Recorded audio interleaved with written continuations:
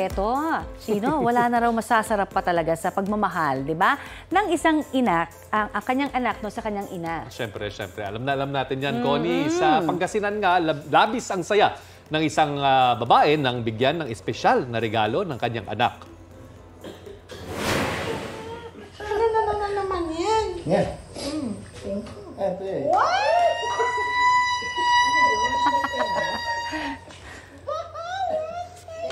Napatili na lang sa tuwa ang nanay ni Engineer Nick Raymond Velasco matapos niyang ibigay ang kanyang unang sahod with matching bouquet of roses. Minsan na daw kasi nakakauwi si Nick sa kanilang bahay sa Pangasinan dahil sa trabaho. Kaya naisipan niyang i-surprise ang kanyang nanay.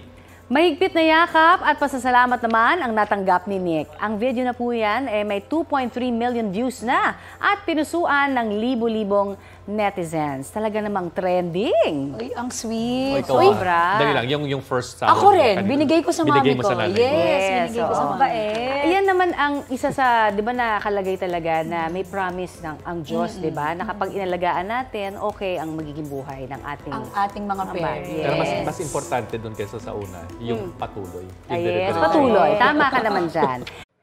Mga kapuso, para sa mga maiinit na balita, mag-subscribe sa GMA Integrated News sa YouTube. Sa mga kapuso abroad, subaybayan niyo po kami sa GMA Pinoy TV at sa www.gmanews.tv.